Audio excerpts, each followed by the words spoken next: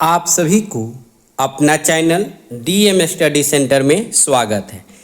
जैसा कि आप सभी प्रतियोगिता भागी को पता है कि डीएम स्टडी सेंटर यह क्लास के यह चैनल के माध्यम से आप सभी को अभी हम लोग जो विषय चालू कर रखे हैं वह भारतीय राज्य व्यवस्था विषय चल रहा है, जिसमें आप भी जो है इससे पहले की क्लास में हमने आप लोग को भारत का संवैधानिक विकास के परिचय बताए थे। उसके बाद ईस्ट इंडिया कंपनी के बारे में बताया, उसके बाद रेगुलेटिंग एक्ट के बारे में बताया और आज की क्लास में हम पढ़ाएंगे आप लोग को पिट्स इंडिया एक्ट 1784। तो क्लास स्टार्ट करने से पहले कुछ मुख्य बिंदु पे हम लोग चर्चा कर लेते हैं कि इस डीएम स्टडी सेंटर को ज़्यादा से ज़्यादा आप लोग सब्सक्राइब, लाइक, शेयर करें और जब भी क्लास के लिए बैठते हैं, मेरा वीडियो देखते हैं, तो आपके पास कॉपी और पेन होना मुख्य बातें हैं। अगर आप कॉपी और पेन के साथ बैठते हैं तो आपको कहीं भटकने की ज़रूरत नहीं है, क्योंकि एक के बाद एक नेक्स्ट क्लास मैं आप लोगों के लिए लेकर आते हूँ। उसके बाद बता दें कि इससे पहले आपको लेक्चर 1 क्लास हो चुका है, लेक्चर 2 हो चुका है, लेक्चर 3 हो। ये प्ले लिस्ट में हम आपको ऐड कर देते हैं ताकि आपको पढ़ने के बाद कोई परेशानी नहीं होगा। और एक क्लास में एक एक्ट मैं कंप्लीट कराता हूं, तो एक के बाद आप एक के बाद एक करके पढ़ सकते हैं और आपको आसानी भी होगा, और वो भी फ्री ऑफ कॉस्ट। और ज़्यादा से ज़्यादा इस डीएम स्टडी सेंटर को शेयर कीजिए ताकि यह सही कंटेंट, सही सोर्स जो है सभी प्रतियोगिता भागी तक जाएगा और सभी लोग को फायदा होगा। जिस दिन यह मेरा चैनल आप लोग के मेहनत से, मेरे मेहनत से, यानी दोनों लोगों की सहयोग से अगर इस चैनल 500 प्लस व्यूअर आने लगे, उस दिन मैं लाइव क्लास भी शुरू करूंगा, तो वहां से आप लोग को परेशानी भी नहीं होगा और एक एक पॉइंट आप लोग को क्लियर कराया जाएगा। तो चलिए समय को देखते हुए अब क्लास में स्टार्ट कर रहा हूं। ई पिट्स इंडिया एक्ट 1784। आज की क्लास हम लोग करेंगे पिट्स इंडिया एक्ट 1784 के बारे में। तो हमारे सभी प्रतियोगिता भागी क्लास में बने रहेंगे और क्लास का जो है सभी लोग फायदा उठाएंगे। Pitt's India act 1784। Pitt's India act 1784। आज की क्लास में यही होगा, पिट्स इंडिया एक्ट 1784 के बारे में। तो हमारे सभी प्रतियोगिता भागी क्लास में बने रहेंगे, शुरू से लास्ट तक देखेंगे।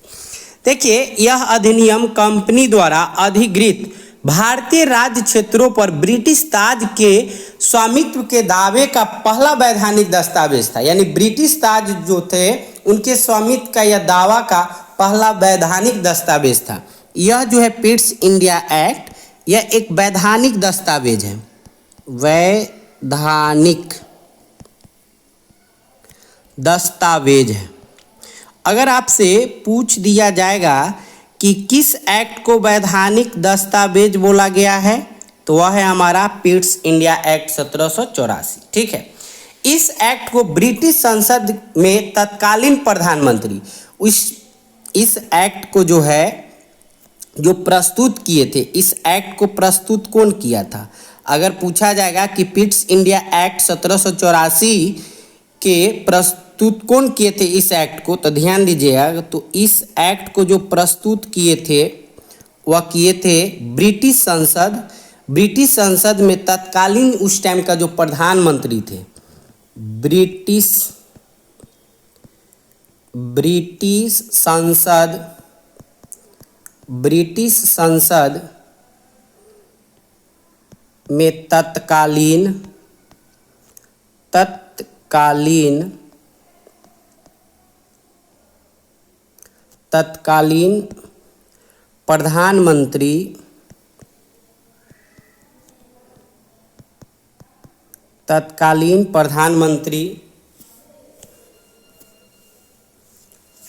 तत्कालीन प्रधानमंत्री विलियम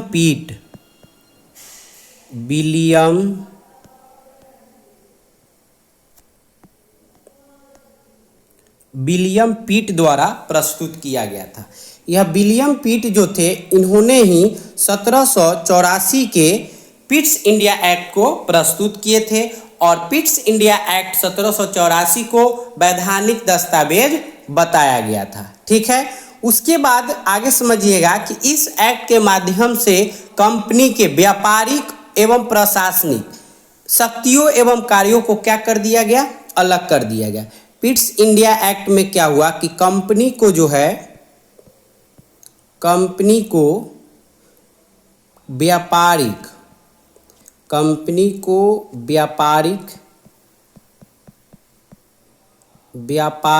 और प्रशासनिक ये दोनों को क्या कर दिया गया था, तो ये दोनों को अलग कर दिया गया था।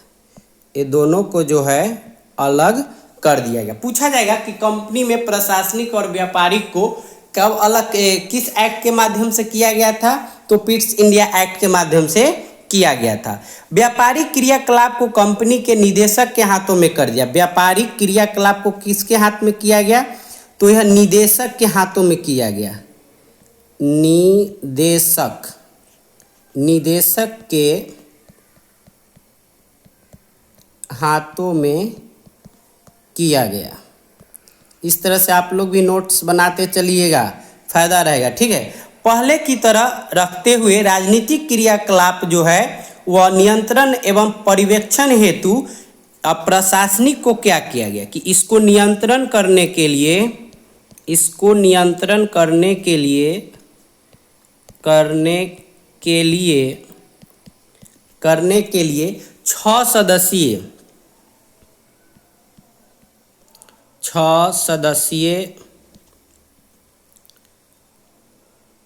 6 सदस्यीय नियंत्रक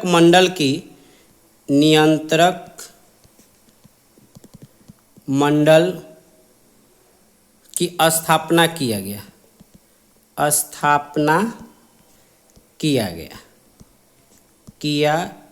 ठीक है, तो यह जो है हमारा आप लोग के सामने में जो बता रहे हैं, यह बहुत ही महत्वपूर्ण क्लास है आप सभी लोग के लिए।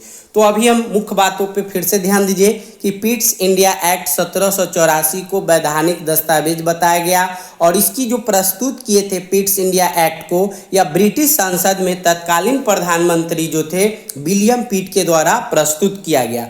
और ब्रिटिश ईस्ट इंडिया कंपनी को जो व्यापारिक और प्रशासनिक को क्या कर दिया गया, तो दोनों को जो है अलग किया गया इसी 1784 एक्ट के माध्यम से, और व्यापारिक को जो है निदेशक के हाथों में किया गया और प्रशासनिक को नियंत्रण करने के लिए 6 सदस्यीय नियंत्रक मंडल की स्थापना किया गया। तो इस तरह से हम लोग को जानना है। नियंत्रक मंडल में जो थे चांसलर ऑफ एक्सचेकर चांसलर थे और राज्य सचिव थे और 4 सदस्य जो थे प्रीवी काउंसिलिंग के थे।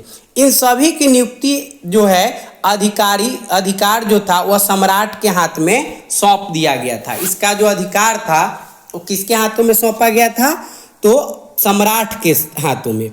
और इस प्रकार जो है ब्रिटिश भारतीय उपनिवेश को दो शासक थे, मतलब इस तरह से ब्रिटिश भारतीय उपनिवेश के 2 शासक थे। अब इस बात को आप लोग ध्यान में दीजिएगा कि इस प्रकार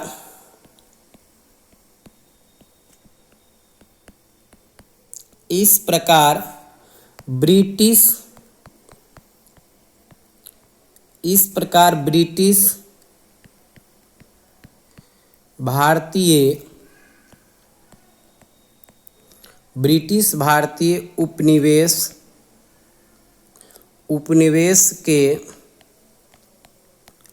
2 शासक थे। पहला कंपनी का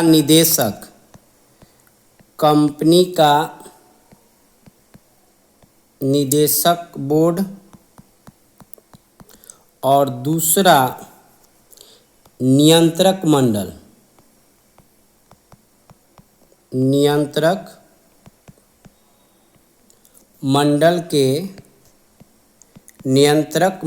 के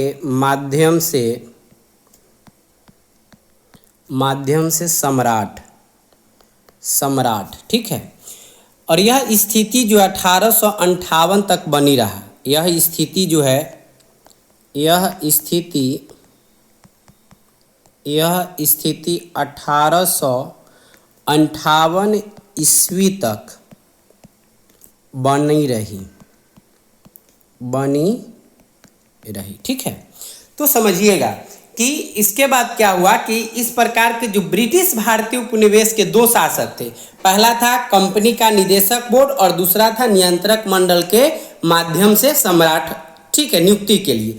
और यह स्थिति जो है पिट्स इंडिया एक्ट में 1858 ईस्वी तक जो है बना रहा। ठीक है, तो इस तरह से हम लोग को समझना है।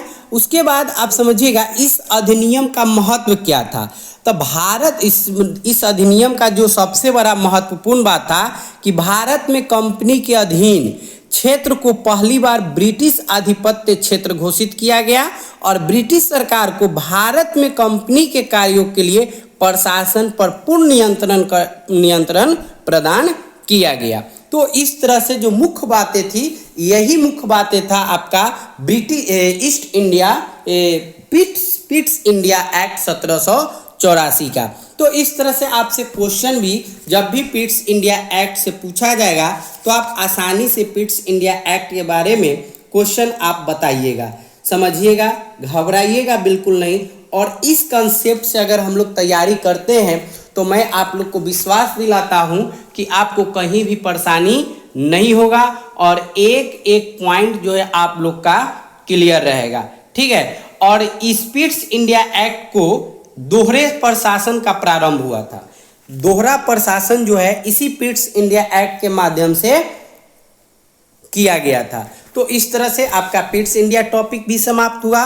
अगला टॉपिक जो हम लोग पढ़ेंगे पिट्स इंडिया एक्ट के बाद, वो पढ़ेंगे चार्टर एक्ट। आप लोग जो है HW में, मैं बता दूं आप लोग को कि HW में आप लोग क्या पढ़िएगा, चार्टर एक्ट